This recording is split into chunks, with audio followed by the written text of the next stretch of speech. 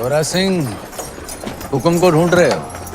आंधी उड़ा के ले गई दिल्ली, देश निकाला हो गया उनका।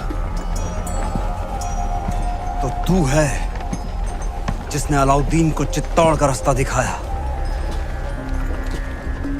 गद्दार।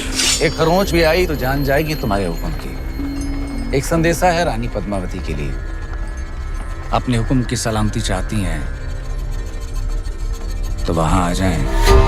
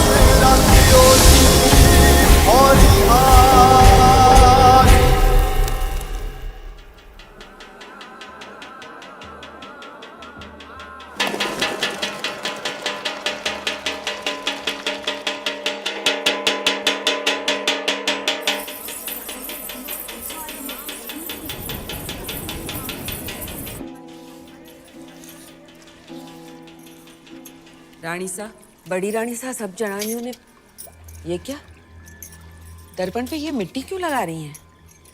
जब तक रावल साहब वापस नहीं आ जाते हम अपना चेहरा दर्पण में नहीं देखेंगे। पर रानी सा, आप कुछ कहने आए थे? बड़ी रानी सा, सब जनानियों ने बुलाया है, आपने भी।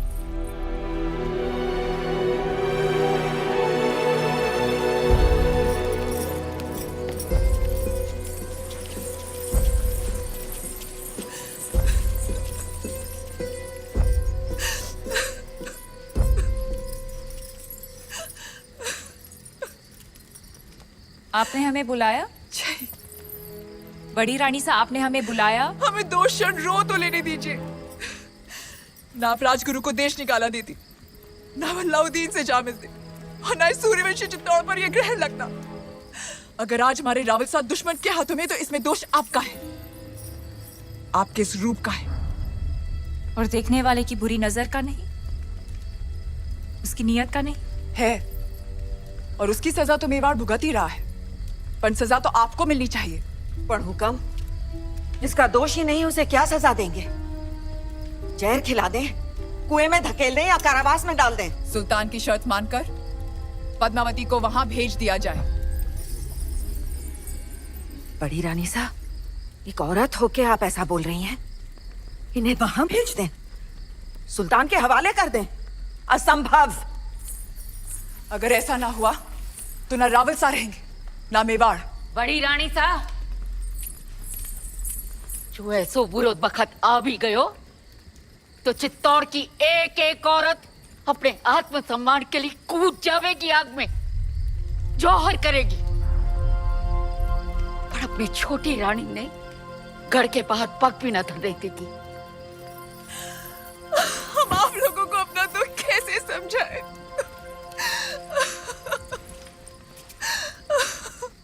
हम वहां जाएंगे। ये आप क्या कह रही है रानी सा?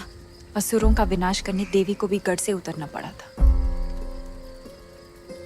हम क्या, हम बस इंसान हैं, हम तो सिर्फ चित्तौड़ की चौखट पार करेंगे। और आप शायद भूल गए रानी सा कि राजपूती कंगन में उतनी ही ताकत है जितनी राजपूती तलवार में।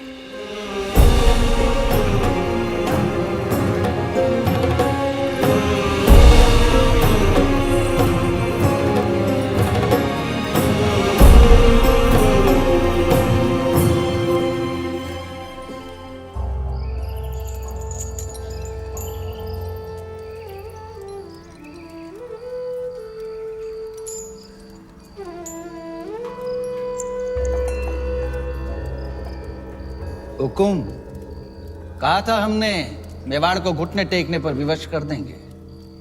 आपका दुख समझते हैं हम, इसीलिए तो बांसुरी बजा रहे थे। राग यमन, कहिए, दुख कुछ कम हुआ आपका? कैसे होगा? पहले आपके संगीत से चंदन की सुगंध आती थी, और अब दुर्गंध।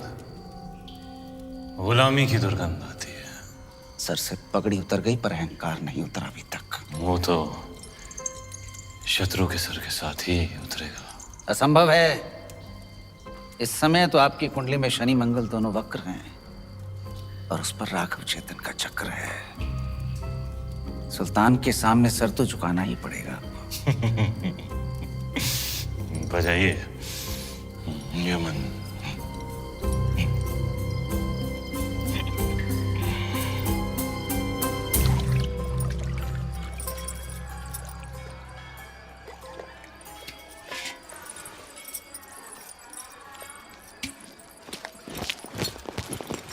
अंदाता हुकुम, ये वही तलवार है जिसने मेवाड़ और राजपूती मान की रक्षा का जिम्मा लिया था, पर आपने तो स्वयं वहां जाने का निर्णय ले लिया, सर झुका दिया हमारा। लीजिए तलवार और काट दीजिए सर।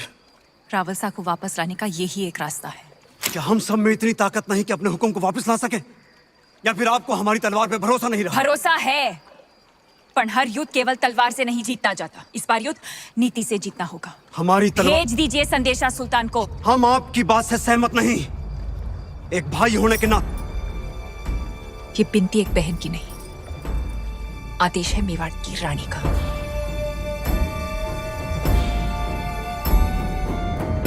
मेवाड़ के महारावल की सलामती के लिए रानी पद्मावती यहाँ आने को तैयार हैं। बधाई हो सुल्तान, आपकी इच्छा पूरी हुई। आगे बढ़ो ब्रह्मचारी। जी, पर उनकी कुछ शर्तें हैं। रानी साहिबा अपनी 800 दासियों के साथ आएंगी। मंजूर है। उनकी व्यवस्था जनान खाने में की जाए जहां कोई मर्द मौजूद ना हो। मंजूर है। आते ही वो रावल जी से मिलेंगी। उनकी रिहाई के बाद ही वो सुल्तान से मुलाकात करेंगी। मंजूर है। और आखिरी शर्त, पर ये तो संभव ही नहीं है सुल्तान। क्या चाहती हैं रानी पद्मावती? लिखा है जब तक राघव चेतन का सर चित्तौड़ नहीं पहुंचता पालकियां नहीं निकलेंगी। मंजूर है। ये तो अन्याय है सुल्तान। मत भूलिए मेरी वजह से आप रानी पद्मावती को हासिल करने जा रहे हैं।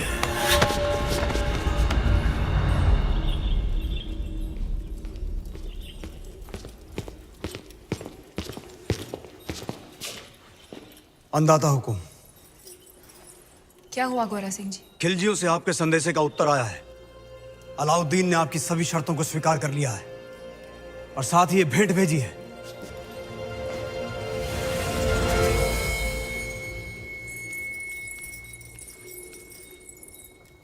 क्षमा करें रानी साहब, आपकी समझ पर संदेह किया हमने। आपने तो चित्तौड़ में बैठे बैठे वहां पर हमारे शत्रु को मार गिराया। और अब सुल्तान की बारी। पर आपके साथ के बिना ये संभव नहीं। सौगंध है एक लिंग जी की, अब से गोरा, बादल और मेवाड़ के हर राजपूत की तलवार आप रे आदेश पर चलेगी। तो पालकियां तैयार कीजिए, हम कल ही जाएंगे। हुक्म। बहुत दिनों से रावल शाह का चेहरा नहीं देखा।